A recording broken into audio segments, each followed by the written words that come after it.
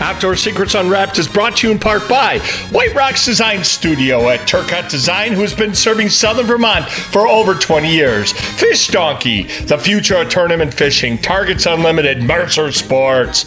Outdoor Secrets Unwrapped hot sauce with that big craft heat and that big craft taste. Corker Boots, P-Line, Sugar Mountain Trading Company. The Outdoor Experience Guide Service, who has been serving Southern Wisconsin for over 20 years. Cooler Guard Spray with the cleaning power of enzymes. Okuma Fishing, Hoffman Lures Incorporated, and a proud member of the Southwest Chamber of Commerce. The Milwaukee Journal Sentinel Sports Show returns March 7th through 10th to State Fair Park in partnership with Mercury Marine and support from Usingers and Busch. Connect with experts, explore the latest equipment, and attend seminars with appearances from experts. See details and save with advanced tickets at jssportshow.com.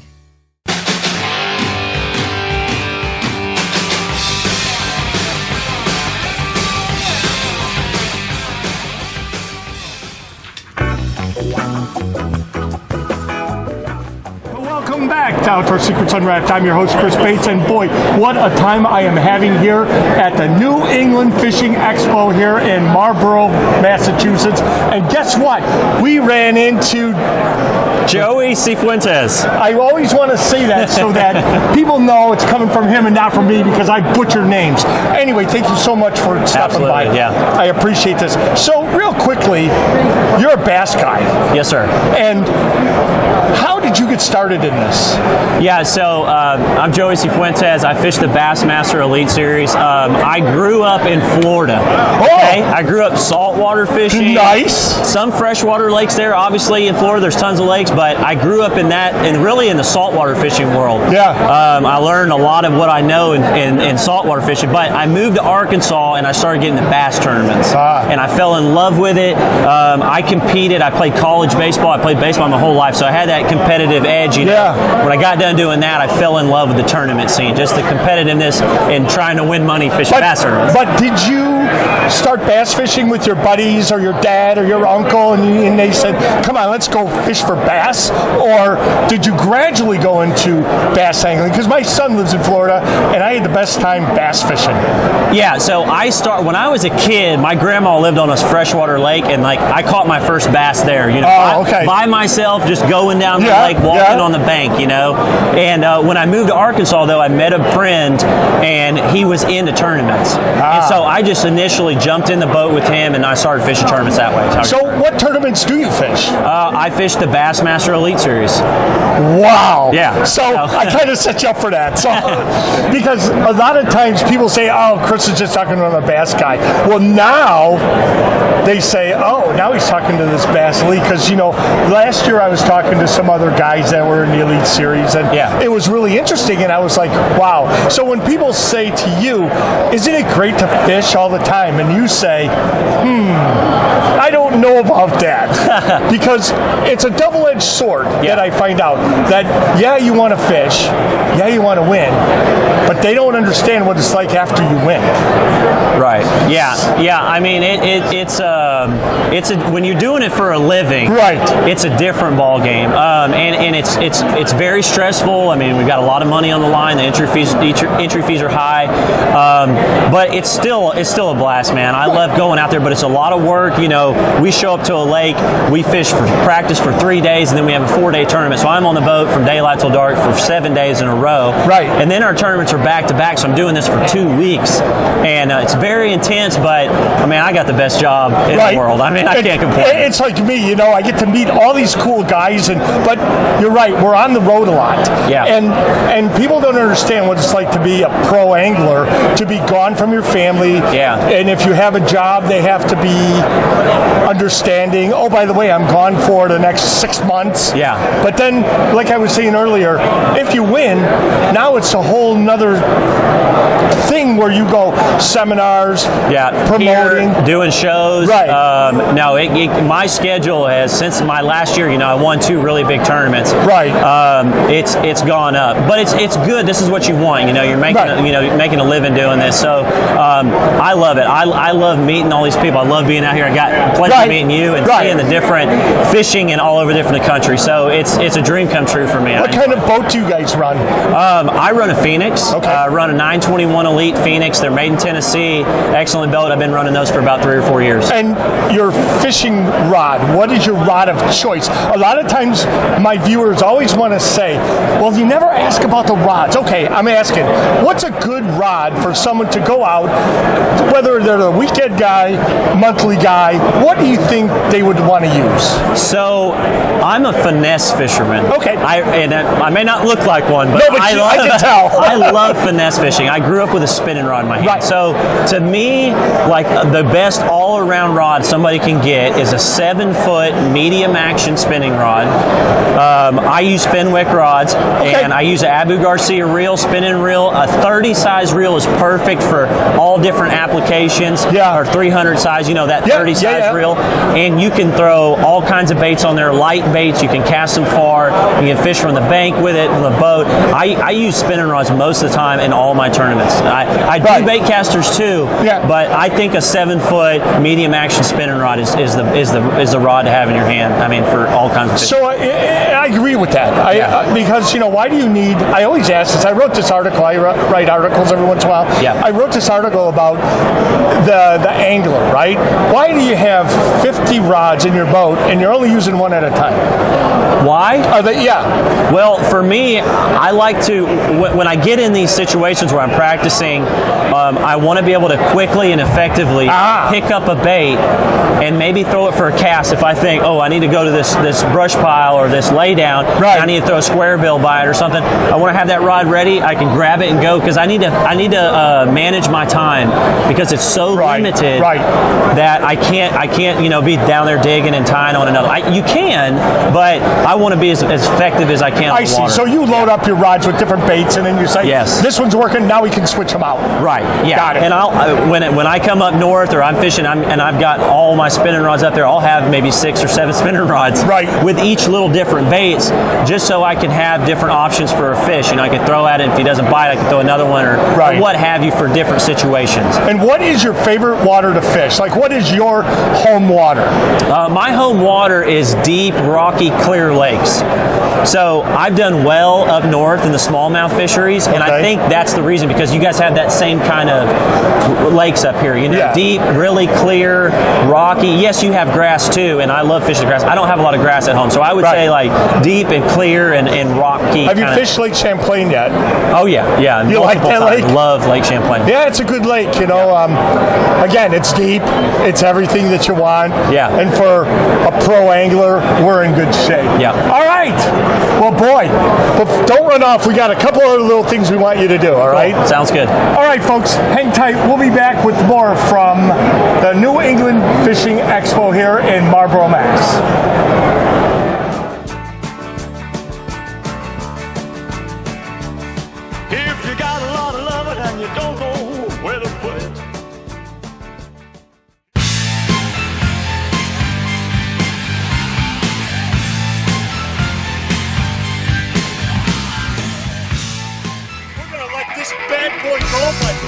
Wow, look at that fish.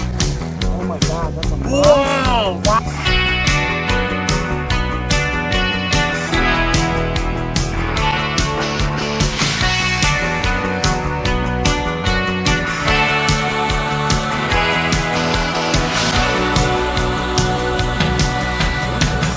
Stay tuned for your outdoor tip of the week. Hi there, Dale Helgeson with your outdoor tip of the week. So here I am in my boat. I run Lowrance units. This is Lowrance Live. I'm going to show you a quick tip on how to create a route for trolling. And mine is synced to my Lowrance Ghost trolling motor, so I can actually take and run a route and pick the speed of that route, so I don't have to steer the boat. The electric motor will actually steer the boat to the route. So all you do is you go into your menu and you select new and new route. So now the new route's ready to go. So you just pick spots. So say that's where I want to start, and I want to run up along this edge. And you can just keep running it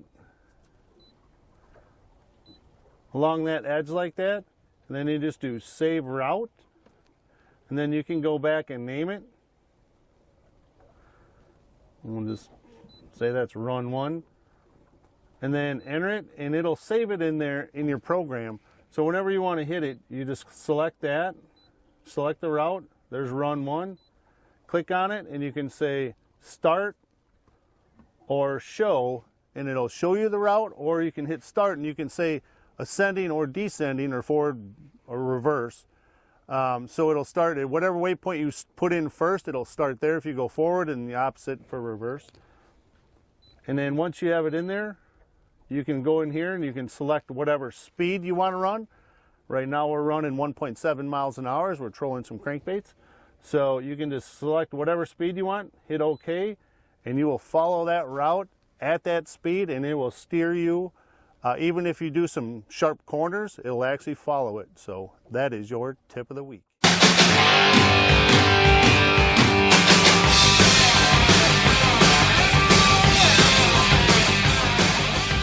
Guys, Joey Cifuentes here, Bassmaster Elite Series Pro. You're watching Outdoor Secrets Unwrapped. Secrets Unwrapped. I'm your host, Chris Bates, and boy, what a show we have today. It's not very often that I do these type of shows, and everybody who's been watching me for the last umpteen years on TV knows that I sometimes don't really do local anglers, local hunters, but this is a special show, and I've invited my good friend Aaron Wilke, who is a local angler here in Bennington, Vermont. And the reason I invited him is because he's done pretty well for himself in the bass tournaments, and we're going to get all to that here during the show in just a little bit. But in the meantime, Aaron, thank you very much for stopping by. I appreciate it. Tell us a little bit about who you are. Who is Aaron Wilke? Recently moved to Bennington, North Bennington, from New York. Got tired of the politics in New York, so moved over to Vermont. Got into bass angling when I was in the military down at Fort Bragg. Well, let's back up a minute. How did you get into fishing in the very beginning, like when you were 10 years old or however old you were? Who started you in that? Actually, my grandfather, Jim Casey, did. Okay. Back in fishing Lake Bombazine, of all places. Right. For smallmouth bass. And then on my own on a bicycle fishing local ponds. Right. I remember. Throw a bag over my shoulder and hit the local ponds. And that's how I did it back in the Midwest. Me and a couple of my buddies would go fishing the local ponds, and catch bullheads and bluegills that were like that big, and you know the story. Oh yeah, 6-pound bass out of a small pond in Hoosick Falls, right next to the river. Right. So as you started getting older, you started to do a little bit more things, right? Correct. So you got your driver's license, and now you go, I can go different places. Right. So how did you just end up on bass itself? After my 4 years in Germany, I got stationed at Fort Bragg and got hooked up with a couple fellow soldiers there that fished bass tournaments. Okay. Called the Military Bass Anglers Association back then. It's since dissolved. And they said, come on, let's go fishing. And I got hooked on it. Fishing bigger Carolina lakes like Lake Wiley, Lake Norman, Santee Cooper Lake in South Carolina. Right. Once you hook into a 5 or 6 pound bass, you want to keep going.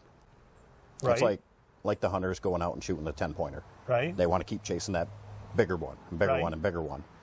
And I just graduated and stayed within that tournament series for a while. Then I jumped into, back then it was the Bass Fishing League. Walmart sponsored it back then. So we'll get into that here in a little bit. But what I want to know, too, is, do you find bass angling bigger today than you did when you first started? Or is it about the same? And do you see more younger guys coming up? It's bigger now than it was back in, I was stationed at Bragg in 93, so back in the 90s, early 90s. And the technology is advanced. So you're getting more of the younger kids involved in it because it's turned into a video game industry. Right. With the different electronics and the new technology, these kids just pick up on it quicker. They don't want to sit behind a computer at home or play video games. They want to go out and fish. So here's one of the things I talk about, too, with fishing. So I'm from the Midwest. Everything in the Midwest is huge. Yeah. When I hear people talk about bass fishing in New England, I'm like, tell me about it. And they're like, well, 3 pounds, 2 pounds. And I'm like, huh. And it's a big ordeal, right? So people in New England, it's a big ordeal to go catch a bass. And I'm like, huh. For me, it's a big ordeal to go catch a trout because in the Midwest, we don't have trout fishing like we have here in New England. So I'm just wondering, how does that apply to you or to your friends? Do you travel to the Midwest to go catch some big bass, or do you stay in New England, and practice your craft until you're ready to go do that? I mainly try to stay in the New England area, Northeast. We've got, in the top 10 of bass lakes in the country, we have 2 of them right here in Vermont and New York. We have the St. Lawrence River. Right. And we have Lake Champlain. Right. Which are in the top 10 of bass lakes in the country. Right. Not just the Northeast, in the country. Right. You set your goals. I set my goal, I want a 5-pound plus smallmouth bass. Right. That's going to fight like a bluefin tuna on the ocean. Right. I want a 6-pound, 7-pound, 8-pound largemouth bass. Few and far between in a lot of these lakes, but they're there. That gears me up towards going south. I haven't ventured to the Midwest yet, bass fishing. I'm thinking about doing Erie and some places in Ohio, and then a little further west in California Delta at some point. So I could tell you that if you ever go fish Lake Erie or the Lake St. Clair for smallmouth, you're never going to come back here because it is so phenomenal of a fishery. Lake Champlain's a great fishery. Oh, yeah. I agree to that, in the St. Lawrence River, but when you get into Lake Erie and Lake St. Clair, you're going to find a whole different type of fish, which, I don't know how many New England anglers really go out there. Like, how many anglers, and we're going to get to, in the next segment of our show, we're going to get into how you got into the turrets. But how many of these pro anglers are from New England that you know of in bass fishing that travel a circuit that are local guys, like Vermont, New Hampshire, Maine? Maine, I'm not sure. Vermont, there's a handful, but they stay pretty much local. Right. They fish Champlain and they fish a lot of the Toyota series, which the furthest the Northeast Toyota series travels is Potomac River. Right. But pros on the circuit, Matt Becker travels the country. Yeah. Iconelli from New Jersey travels the country. Okay. All right, well, hold that thought, all right? Sure. All right, folks, we're going to be right back.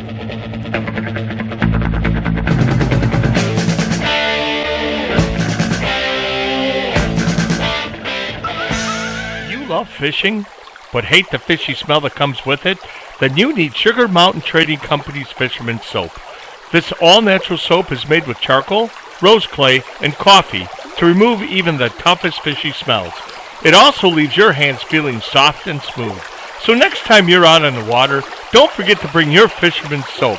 It's the perfect way to keep your hands clean and smelling fresh.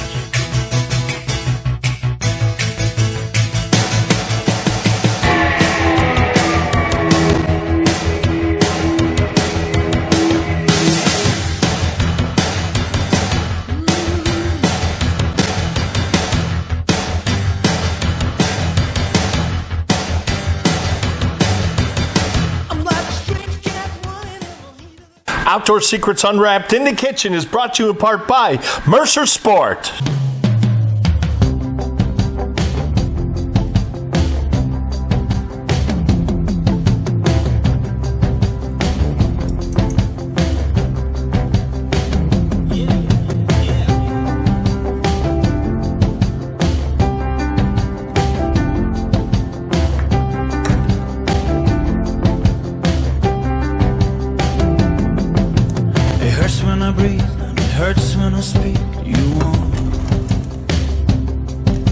Everything I own, everything you wanted. I keep running away, running away, running away. You keep fading away, fading away, fading away. It always ends in the same way. The sun gets in your eyes. I won't be surprised the next time with this blue eye. Came out of the blue, out of the blue, blue, blue.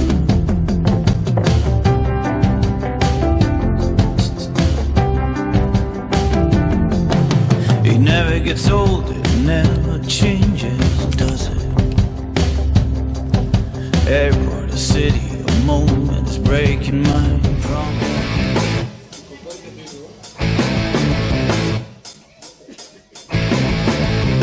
42, 39, 56, you can say she's got it all.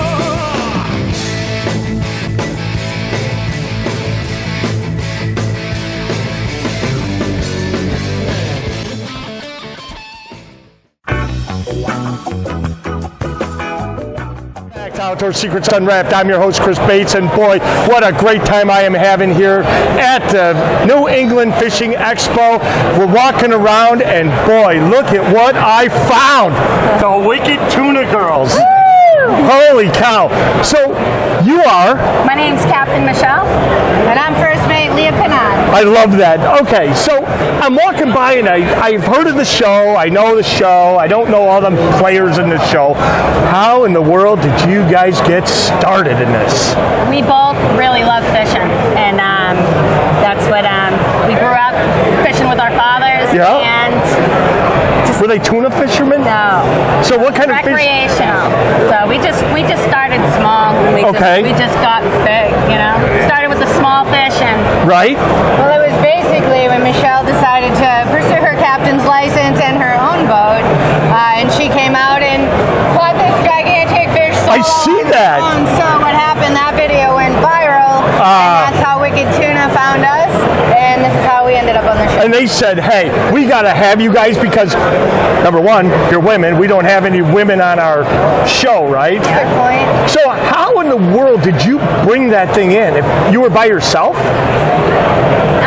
Yeah, it's just, you got the rod, you run it back and forth to the wheel, you got the harpoon all set up, the tail rope, and the gaff, and you just got to move quick. Man, that is complicated. It took her a long time. Right. Obviously, she was out there by herself, didn't have me to help her. You know, we got one the week before that was a little bit bigger. I hurt my back, and she was solo on this trip. So if you ever watch the video, and what helps her get it in the boat is the wave that hits the boat, and it moves the fish, and the fish just falls right on the deck. So wow. It's pretty amazing. Where can people find the video?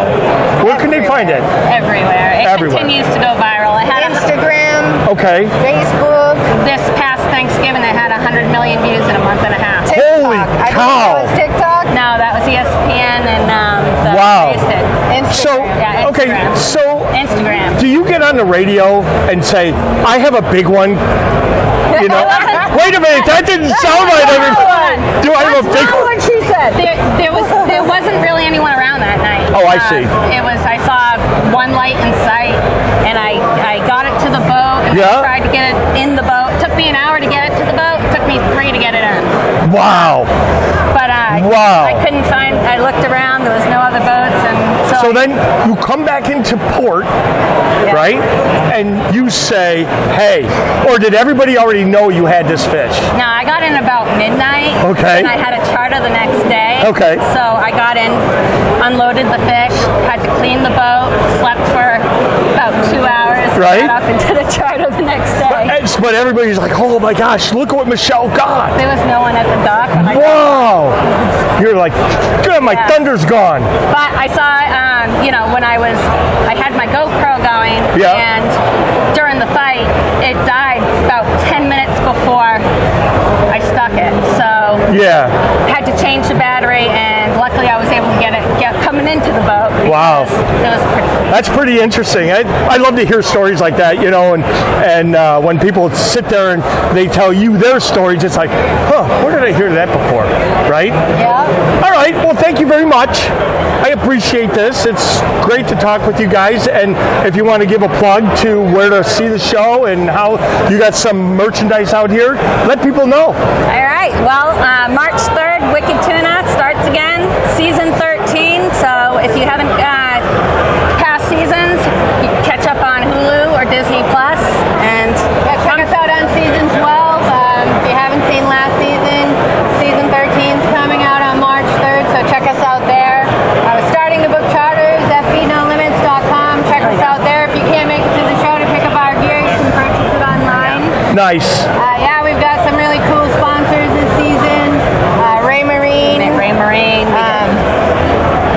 Shipstack, and National Geographic matches. We've got event reels and real easy rods, and what else do we have? And we have a big boat. Lumitech lights. Everybody reached out and helped us with our sponsors, so we appreciate all that. Helps us stay on top of our game, find the meat. Yes. All right. Well, thank you so much. Thanks for having us. We appreciate it. All right, everybody. We'll be back with more from the New England Fishing Expo right after this. Outdoor Secrets Unwrapped is brought to you in part by White Rock's Design Studio at Turcotte Design, who has been serving Southern Vermont for over 20 years. Fish Donkey, the future of tournament fishing. Targets Unlimited, Mercer Sports. Outdoor Secrets Unwrapped hot sauce with that big craft heat and that big craft taste. Corker Boots, P-Line, Sugar Mountain Trading Company. The Outdoor Experience Guide Service, who has been serving Southern Wisconsin for over 20 years. Cooler Guard Spray with the cleaning power of enzymes. Okuma Fishing, Hoffman Lures Incorporated, and a proud member of the Southwest Chamber of Commerce. Good to meet you again. May God bless you. Adios.